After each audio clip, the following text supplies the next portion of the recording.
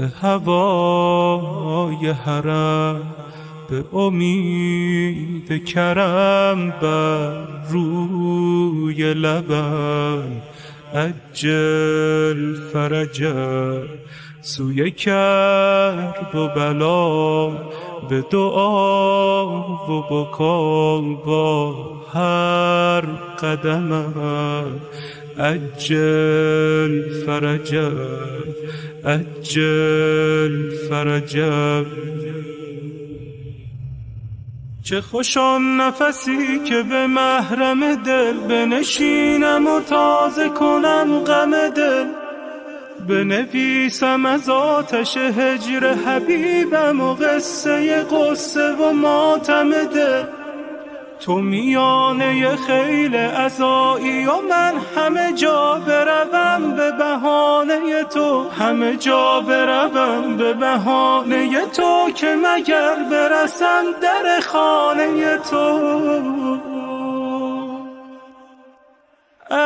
از کودکی دلم به غم جد تو خو گرفت، از روضه حسین دل زارم آبرو گرفت.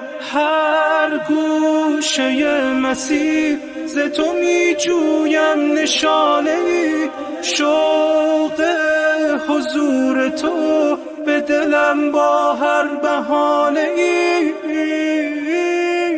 فرزند حیدر امید آخر، موعود عالم یا مهدی.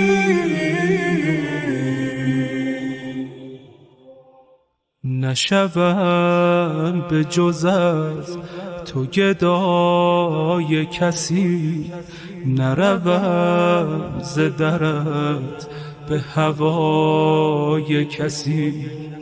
تو و نوح و غم به عزای حسین، به فدای تو و به فدای حسین، به فدای حسین. همه جای مسیرم از این و از آن، ز تو پرسم و جویم عیان و نهان. سخن از تو و حسن تو گویم و بس، که به نام تو زنده شود دل و جان.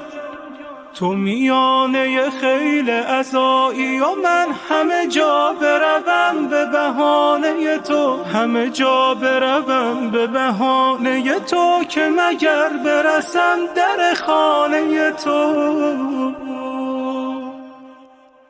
محبوب مردمان به ظهورت غم نهان شود، می آیی و زمین ز شکوهت آسمان شود. ای صاحب زمان به حضورت دل جوان شود. عدل و امید و عشق خبر روز جهان شود.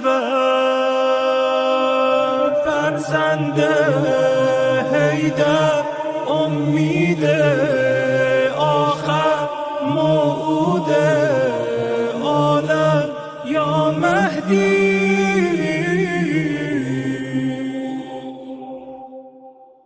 به هوای حرم